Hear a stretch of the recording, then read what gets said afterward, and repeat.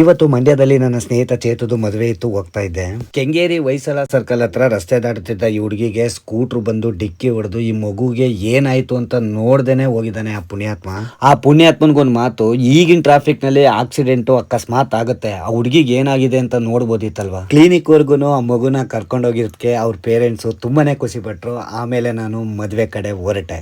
9:30 ದಾರಿ ಅನ್ಕೊಂಡು ಬೇಗನೆ ಬಂದೆ. ಹೋಗಿ ನೋಡಿದ್ರೆ ಇನ್ನು ಮದುವೆ ಗಂಡಿಗೆ ಕುತ್ತಿಗೆ ಚೈನು, ಬಟ್ಟೆ, ವಾಚು, ಪಂಚೆ ಉಡಿಸ್ತಾ ಇದ್ರು ಅವ್ರ ಬಾಮ ಇದ್ದ. ಆಮೇಲೆ ಗೊತ್ತಾಯ್ತು 10:30 ದಾರಿ ಅಂತ. ಹುಡುಗ ಹುಡುಗಿ ಜೋಡಿ ತುಂಬಾನೇ ಚೆನ್ನಾಗಿತ್ತು. ಚೇತನ್, ಹೊಸ ಜೀವನ ಶುರು ಮಾಡ್ತಿದ್ಯಾ? ಯಾವಾಗ್ಲೂ ಖುಷಿಯಿಂದ ಇರು, ಒಳ್ಳೇದಾಗ್ಲಿ.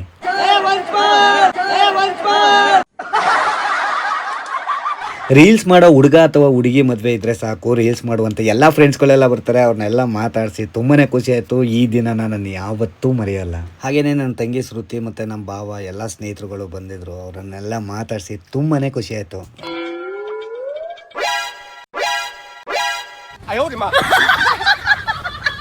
ಸದ್ಯದಲ್ಲೇ ಯಾರೆಲ್ಲ ಮದುವೆ ಆಗ್ತಿದ್ದೀರೋ ನನಗೂ ಒಂದು ಮೆಸೇಜ್ ಮಾಡಿ, ಖಂಡಿತ ನಾನು ನಿಮ್ಮ ಮದುವೆಗೂ ಬರ್ತೀನಿ. ಈ ಮದುವೆಗೆ ಬಂದಂಥ ಎಲ್ಲ ನನ್ನ ಸ್ನೇಹಿತರಿಗೂ ಒಳ್ಳೇದಾಗಲಿ. ಹಾಗೇನೆ ಚೇತನ್, ನಿನಗೂ ಮದುವೆ ದಿನದ ಶುಭಾಶಯಗಳು.